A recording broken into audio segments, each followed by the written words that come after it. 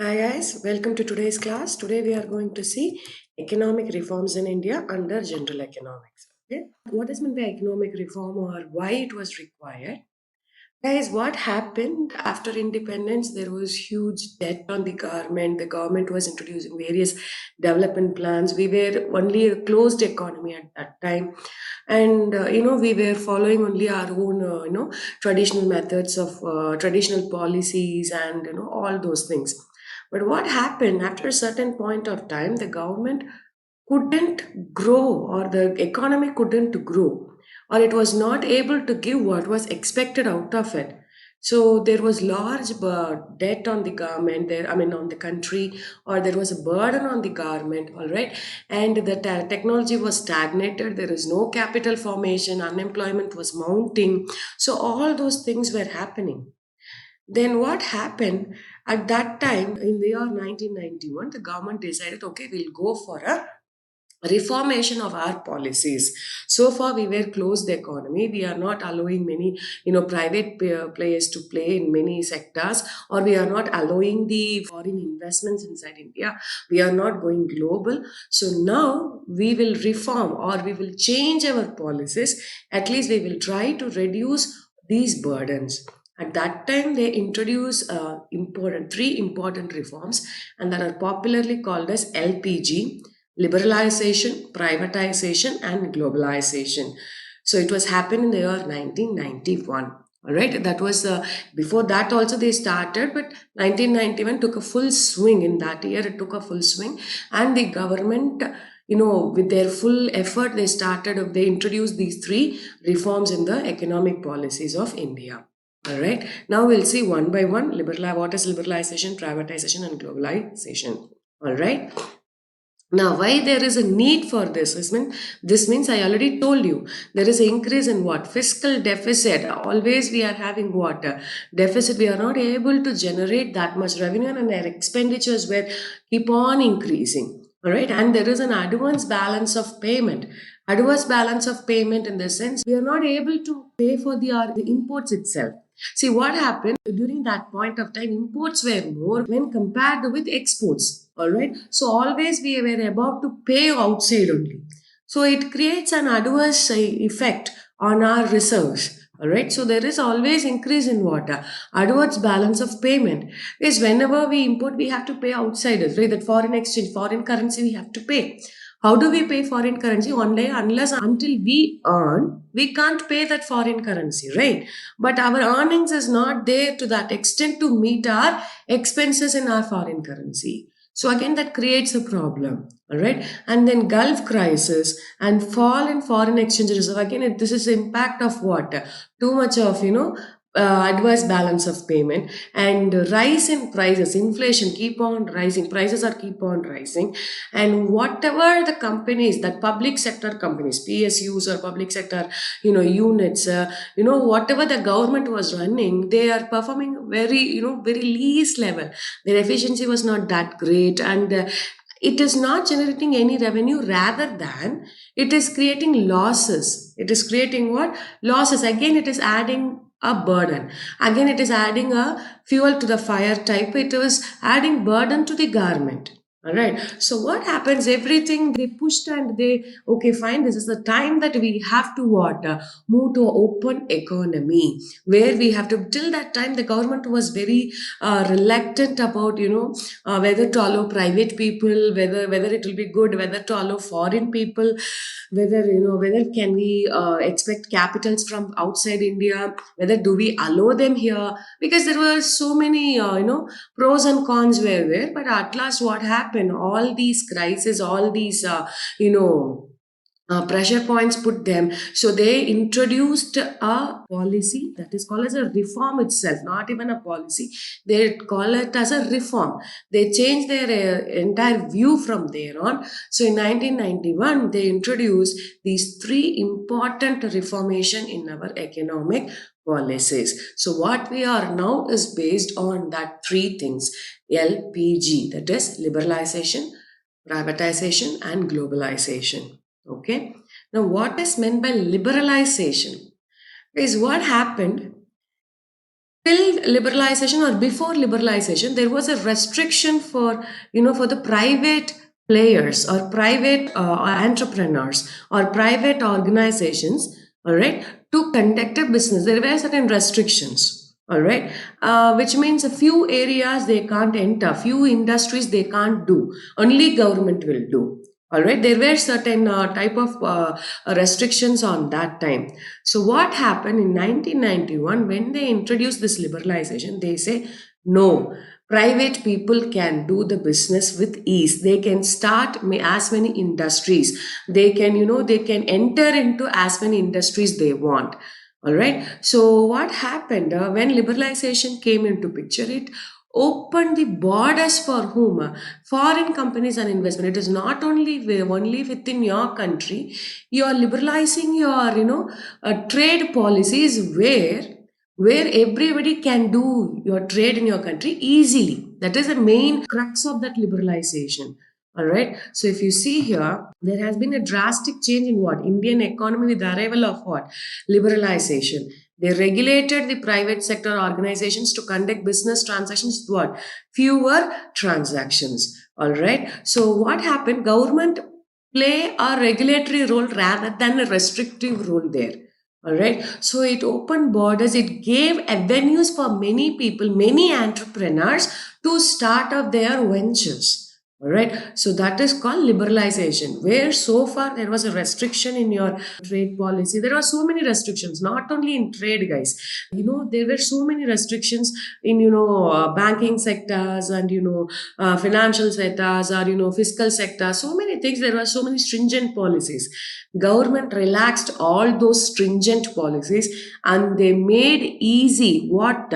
For doing business, they made easy. For conducting business, they made easy in India so that it will attract whom? Investors. And that policy is called liberalization. So far, I am only doing the business now. So far, I was not allowing private people to do it. Now, I will be playing a regulatory role and or I will be playing an administrative role. You guys open the industries, you guys set up the industries, you guys start manufacturing. I will facilitate you. All right. So this is the manifesto of liberalization. All right. Now, what is the need for liberalization? See, to boost competition between what? Domestic business. When you restrict so many people, only one or two are there, obviously competition will be what? Will be either monopoly or it will be very duopoly or very less. So to when there is a competition, obviously there is a efficient allocation of resources, prices will be comparatively good and quality will be good. So to boost competition, to promote foreign trade and regulate what? Imports and exports. Yes, I wanted to improve what? Foreign trade, because so far I'm a closed economy. Now I'm liberalizing myself because my balance of payments are going adverse and I want to improve that. So definitely I want to promote what? Foreign trade. Technology, improvement of technology and foreign capital. This is what we were looking at because we were technologically backward. So I wanted the technology. How will I get the technology unless otherwise I allow outsiders to come in? I don't know what would be the technology. What was the technology? All right. So for that purpose, government did what? Liberalization to develop global market of a country. Yes, apart from a local market, apart from a domestic consumption, I need to go global to earn foreign exchange, right? So to develop a global market, to reduce, main thing is what? Debt burden of a country. Yes, to unlock economic potential of the country by encouraging what? Private sector and multinational corporations to invest and expand. I have potential in my country, and as a government, I'm not able to, everything I can't do. So I can't do everything. So what I'm doing, I'm allowing private people, I'm allowing multinational corporations to take use of it, to invest it and to expand it so that my people, my country will grow. To encourage private sector to take an active part in what? Development process. Yes. To reduce role of public sector in future industrial development because it adds burden to the government, guys. If government keeps on spending on this itself, they have to spend on this also, they have to spend on welfare also. And where is the revenue for that? Correct. That is a question. So when I allow me private sectors or foreign companies, one side my revenue will increase, the other side they will take care of this industrial development. They will introduce new technology. Because of that, first thing, investments will increase, employment will increase. Once employment increase, I already explained in my previous video how it will lead to your economic growth. All right. To introduce more competition into the economy with the aim of what? Increasing efficiency. I told already, when there is a competition, obviously there will be a efficiency, and when there is an efficiency, allocation of resources will be proper, and you'll be getting quality products, you'll be getting good profits. All those things are what? The advantages, or these are the things which urge the government to go for what? This economic reforms, right? Next, liberalization reforms happened in various sectors. Here I have given you the popular sectors: trade policy reforms, foreign exchange reforms, tax reforms, financial sector, and industrial sector. Liberalization means it's not only one thing. It is not only about your industry or trade. There are so many sectors they have done. Liberalization means what? Freedom, or giving freeness. That's it. I'm just relaxing my rules. I'm helping you to do your business easily. That is the meaning of liberalization. So in these sectors they have made various reforms. We'll see one by one. Now if you see in industrial sector, what happened here is, the main thing is, they abolished that industrial licensing. Right. First thing, if you want to start a business, you have to get a license. That is a cumbersome procedure. Okay, you have to get it. You have to done from the, you have to wait. The gestation period was too long to get that license. But what happened in 1991?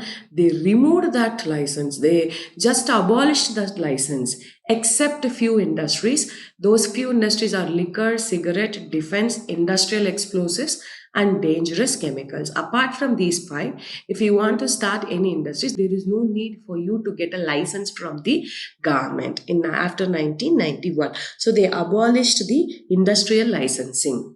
Next one, what they did, slowly, they reduced where the private people can play, or only which is reserved only for whom? Government. They slowly reduced it. They slowly reduced that sectors. See what happened at that time, they said healthcare is only by the government, education is only by the government, telecommunication is only by the government. So there are so many industries or so many sectors which is reserved only government can do. But what happened after this liberalization? They started giving place for private players also. All right, they reduced the reservation for the public sector has been reduced tremendously. All right, if you see, earlier it was reduced from 17 to 8, but in 2010-11, what happened? Further, it was reduced only to what? Two industries, that is atomic energy and railways. And recently, even railways also, they started what? Privatization. All right. So what happens? Slowly, they have reduced the reservation for whom? Public sector. What does it mean? This particular industry can be run only by the government, no other private players. That was there earlier. All right, say for example, atomic energy or railways. So for railways was like that. There is no other player. No, only Indian government was there. Right, like that. So many industries. Even healthcare was also like that. But what happened after liberalization? They said no. We will allow private people also play. Let them also come into existence. Let them also come into existence. Let them also do their business in that particular sector. I will also be there. Let them also be there. So that is called contraction of public sector. The only public sector was there. Now from only it has changed to coexistence of, along with the government, private players also were there. So it was reduced from 17 to 8 industries. Like that, they come down to 8 sectors. And in 10-11, that 8 sectors also open to what? Private players. Only 2 sectors were kept it. Under the 2 sectors, atomic energy and railways. And recently, railways also has been, they opened railways, but they started privatizing what? Railways also. All right. So this is another reform. Next one, de-reservation of production areas. What happened earlier? They reserved certain areas for small scale industries. Now what they did? No, not required. Not only for small scale. I'll allow it by what? Market will decide. All right, market forces will decide or determine the allocation of resources. So that reservation has been removed.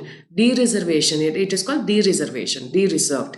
De-reserved means that reservation has been removed. Earlier they said this is only, no, these production areas or these resources should be only for whom? Small scale industries. There was a restriction like that.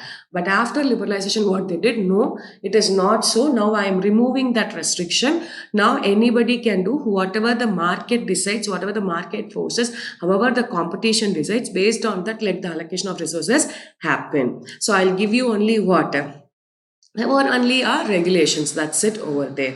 So de-reservation of production areas. Next one, expansion of production capacity. Earlier, what happened, if you want to produce, they'll give you license for how much you can produce. So always your production capacity is linked with what? Licensing. But after this, in the liberalization, industrial sector reforms, what they told, you can decide as a producer, as a manufacturer, as a business people, you can decide. All right, I won't constrain, I won't create any constraint, I won't restrict you. So you decide what to produce and how much to produce. All right, so depending on your market condition, depending on your demand, you manufacture. I will not put any condition on your production process or production capacity. So again, what happened, guys, understand, when it was left to market, obviously it will play based on your demand and supply. All right, so government will not come and say you have to manufacture so much or you have to manufacture only so much. No, based on your demand you can manufacture. So these were all the reforms. Here I have jotted down few points. All right, so these are all the various reforms that are carried out in the industrial sector. All right, next one, what they did, freedom to import what? Capital goods. Yes, earlier what happened, import was not that much encouraged. Even now that was not encouraged. But what they say, fine, I'll give you certain liberalization or certain freedom to import the capital goods. Only what? Capital goods. Capital goods means what? Which will help you to produce further. It will help you to produce further here. All right, it will improve your production in India. Right, so now what they said, I will give you a permission, I will give you access to what? Importer of what? Capital goods. Why are you importing it?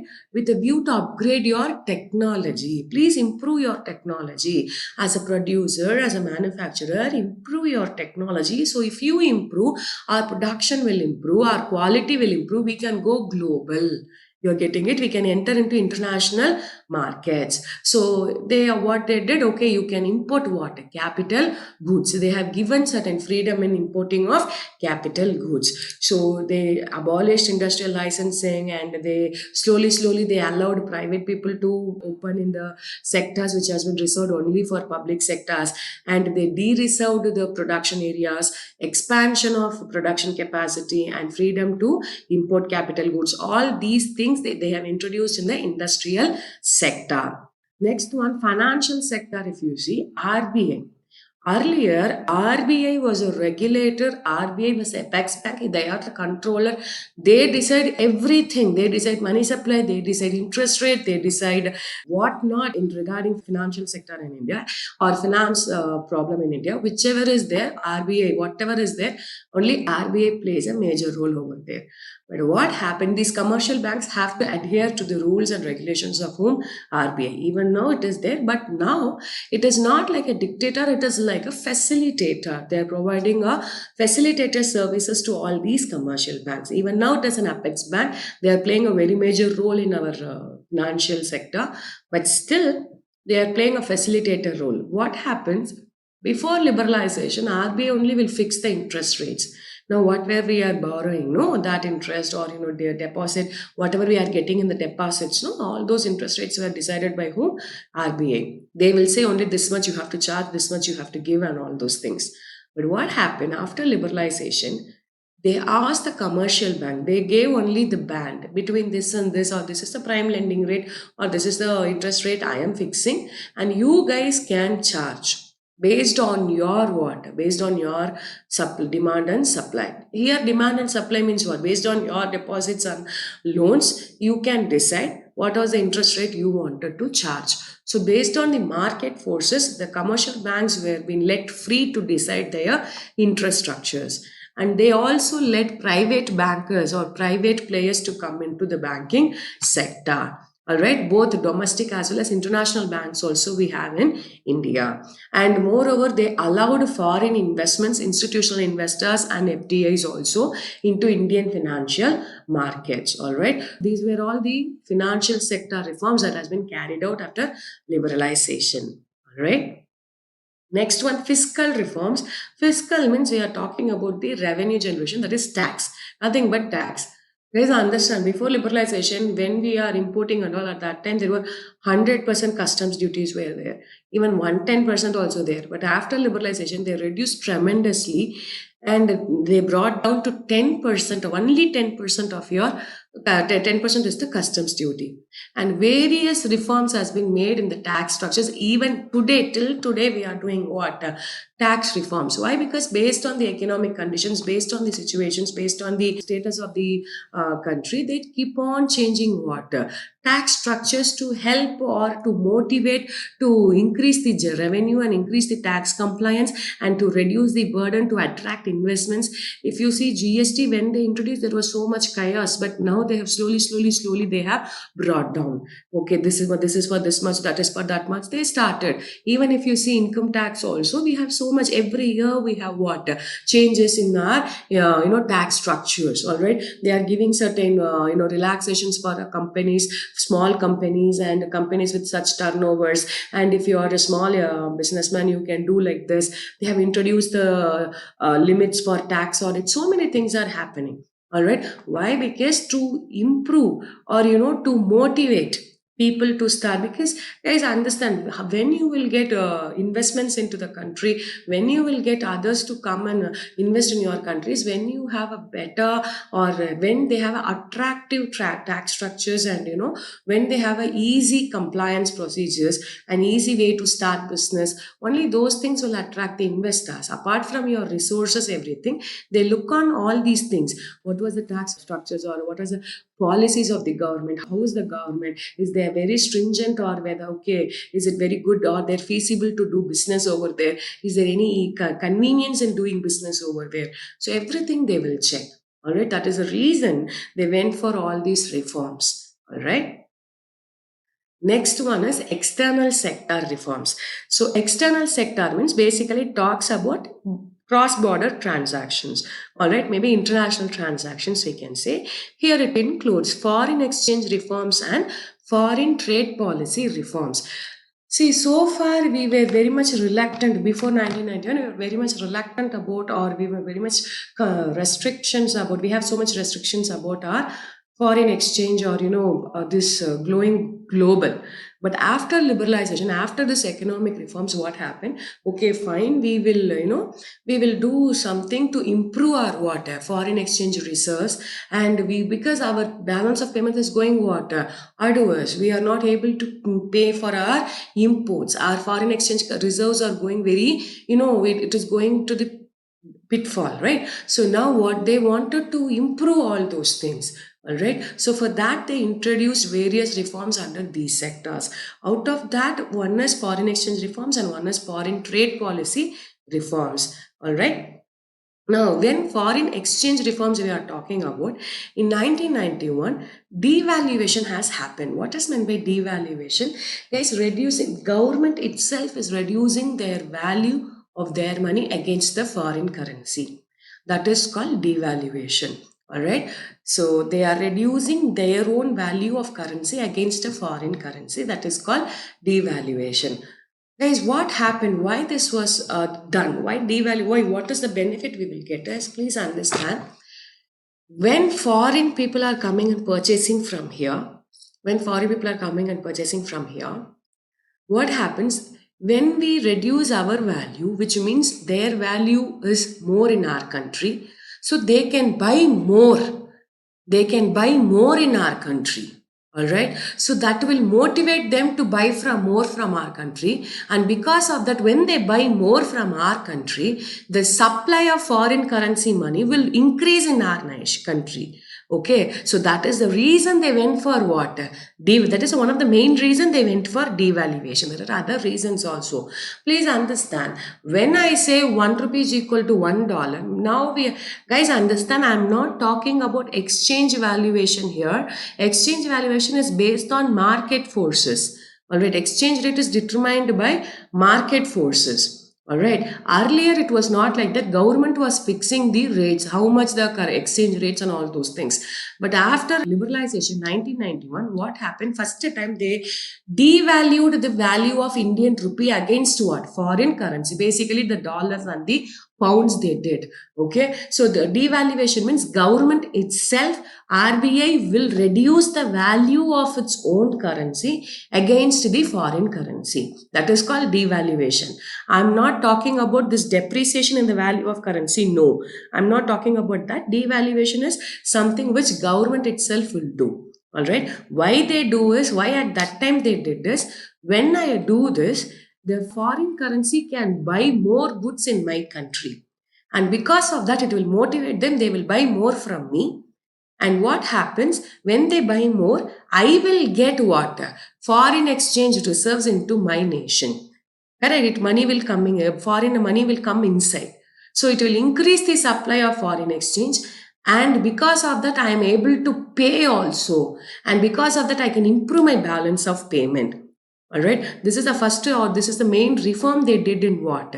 In the foreign exchange. All right. And after devaluation, what happened? They left it to the market rates based on the demand and supply, based on the market forces. Every day, our rupee value will be keep on changing in the international money market. It was left to what? A free play of market forces. That is now what you are seeing. $1 is equal to 75. These are all market rates. All right.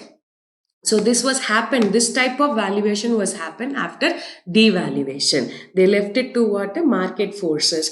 Let the market force decide what would be our value of currency against the foreign currency. So this is after devaluation. All right. So this is foreign exchange reform. Next one is foreign trade policies.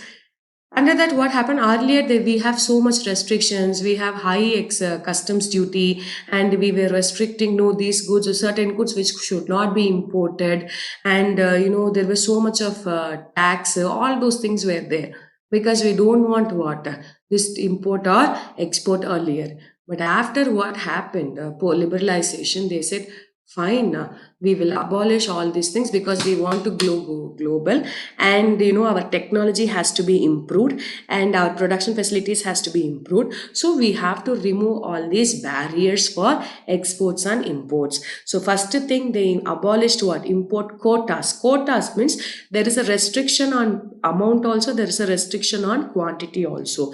There are various types of quotas over there, guys. So they removed all quotas. They said, okay, fine, we will remove this quota system. You can import whatever is required or how much is required. And they abolished what? Import licensing also, except in case of which the goods which are not what? Environmentally or environment friendly or hazardous. In case of hazardous goods, or in case of the goods which are which is not good for the economy or which is not good for the society, environmentally I'm talking about, for only for those, except those goods, they abolished what? Import licensing also. You can easily do import from wherever you want, whatever you want. And if for capital imports, you can do so many things you can do. Earlier there were so many restrictions and it is not easy to get all these licenses, all these quotas, guys. But after liberalization, now also there are certain restrictions, but comparative to earlier, it was very much okay. It is very much relaxed. It is easy. All right. Next, moderation of what? Import duties and withdrawal of export duties. Understand. Import, they charged duties. Why? Because you are importing from outside to make sure that prices are equivalent in the current, should not affect the local market. Guys, what happens when you start importing? Definitely it will affect what? Domestic market. That is why government was telling no, no, no imports. You should do only from the, you should procure from the domestic market so that it will not affect my domestic producers. That was the main aim earlier. But when we keep on doing that, what happened? We first think quality, second thing technology, and for third thing, we are not able to grow further when we concentrate on domestic. So we went for what? Global. So when we are importing, at that time they said, okay, while importing you have to so since you are importing, it will affect the local market, so I will charge a certain tariff on that, so that is called import duty.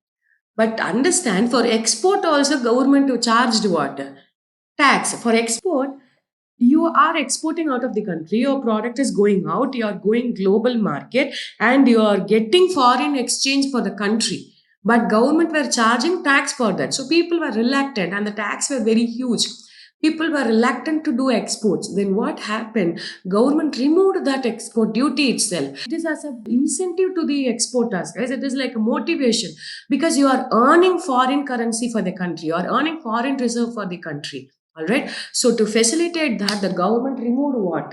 Export duties. All right. So after all these things, what happened? Indian market went or merged with the global market. All right. So they tried to achieve their growth through what? Competition. See, before liberalization, it was a motive of protection. I have to protect my local producers. I have to protect my domestic producers. It should not harm my people. So that was the aim. But after liberalization, what they started thinking is, rather than protecting them, we are not able to grow. But what we will do, we will allow outsiders, we will allow people to come in, and we will proceed the growth now, or we will proceed with what? Competition. We will achieve the growth together with what? Competition. So that was the main aim of what? Liberalization. Right? Next one is privatization. What does mean by privatization? The name itself you come to know what does it mean. So far it is with the government. So the government sectors are given to whom? The private entrepreneurs or private people. See here, privatization refers to transfer of ownership of any enterprise from government to the private sector. So there is one government company.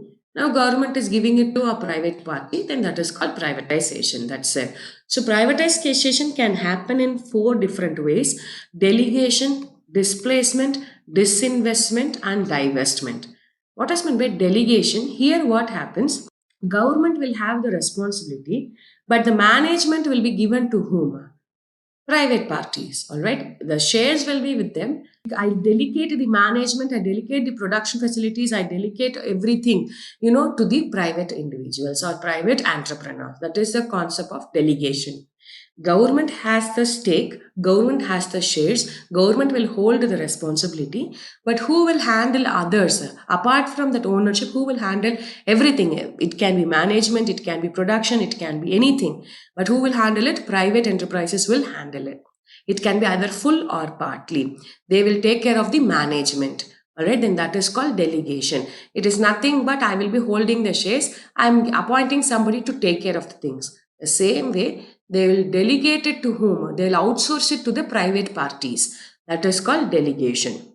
Displacement means I was there so far, government was there so far. Now I will allow private players also to come and join, to come and open their industry, to come and set up their industry. The classic example is, if you see telecommunication, earlier it was only BSNL and MTNL. Then they slowly opened doors for whom? Private parties. Now, when who came? Aircel came, Tata Communications came, and so many people came in. And what happened? Slowly, slowly, slowly, only now BSNL is there. Now BSNL is also, there were talks and they were going to give it fully privatizing. All right. MTNL is already gone. All right. So what happens is, slowly these government sectors will go out of that competition, and only the private people will be there. That is called displacement. If you see, the private enterprise expands and gradually displaces the government entity. That is called displacement. So far I was there. Only I was there. Now I will allow private also to play with me. They also set up their industry. They also open. So I will also compete. But slowly what happened? I will walk out of that industry. That is called displacement. Disinvestment and divestment. similar, both are similar, but what is the difference here is disinvestment, the government will sell a portion of its stake, a portion of its ownership to the private party. Suppose I have a company, in that say 30% or 20%, I will sell it to whom? Private people. That's it. I will sell away, I will take money from them. That is called disinvestment. Divestment means what? They surrender the ownership and responsibility and sells majority of the stake to whom? Private entities in course of time. Divestment means I'm taking back my investments. Whatever I did, I just taking back. I'm surrendering the ownership, part or responsibility and sells what? Majority of the stake. Majority of the stake I will sell it to whom? Private parties. All right. So disinvestment, divestment means slowly I'm selling away my what? Ownership. I'm selling away my stake. My stake means what? Shares. Whatever shares I'm having, I'm giving it to the private individuals or private parties. Instead of individuals, I can say private organizations or private entrepreneurs. I will sell away my stake. I will sell away. I'll give away my shares and I'll come out of it. They will take over. That is called divestment or disinvestment. All right.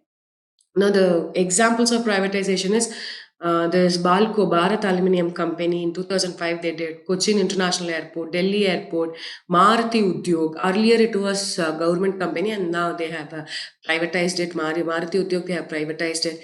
VSNL, all these are the classic examples. And recently, they have gone for Indian Airlines also, and they have gone for Indian Railways also. So slowly they are they are taking out their investments from these sectors or from these companies, and then they are giving it to whom? Private players. That is called privatization, disinvestment, divestment. There are 4 types: delegation, displacement, divestment, and disinvestment. All right. Now, globalization. What is globalization? So far, we studied what? We are not able to achieve only from ourselves. So, what we are doing, we are open our gates, we are open our doors to whom? The foreign people. So, we are going global. All right. We are integrating with the global market. Right. See here, globalization is basically what? A process of increasing the economic integration and growing economic interdependence between what? Different countries in the world economy. Right now, we are in that state only. All right. So there is an economic interdependency, not only within us, it is across the country. All right. So what happened? This liberalization and privatization happened, paved way for what? Globalization. Guys, understand. When I didn't allow my own people to start certain industries, I cannot allow outsiders to come and start that, right? So that is the reason I went for what? Liberalization. First, let me relax the rules. Let me give freedom to my own people. Let them do the business easily. Then privatization. I allowed my own people to do many things, which was restricted only for myself. Myself in here means it is for government. When it was restricted only to the government, now they relaxed and said, okay, you guys also can do. When I allowed my people to do, when I allowed privatization, when I allowed liberalization, and slowly what happened? Why can't I allow outsiders to come and do here? Why can't I attract the investments? Because it may help me to develop my technology, it may help me to improve the capital, and it will help me to what? Improve the production, everything. All right, so it will help me to grow. So liberalization and privatization paved way for what? Globalization. Globalization, why they went for globalization is first thing is for capital. Second thing, you can reach the market, our global market, and technology will be improved, and your employment opportunities will increase. Your labor can be accessed, across the country. All right. So what happened? So as a result of globalization, both what domestic and world markets started governing what economic activities in India. Right now we are in this globalized era. All right. Now, steps taken for globalization is what? First one, reduction in tariffs. I already told you. They reduced various tariffs, tax rates. They keep on improving the tax rates to attract the foreign investments. Long-term trade policy. They enter into various trade policies. Partial convertibility. Convertibility in the sense they are talking about foreign exchange. right? An increase in equity limit of what? Foreign investments. If you'd have seen, if this for FII or FDI 100%, 50%, 25%, 75%, they are increasing the equity limit of foreign investment. They are attracting, they are asking, they are allowed even 100% FDI in India. 100% FDI is there. Many sectors they allowed what? 100% FDI. Okay, so that they are increasing that limit, equity limit, so that we can have access for what? Capital markets. So these are all the steps they taken for globalization. All right. I hope you guys understood the economic reforms. I wish you all the best.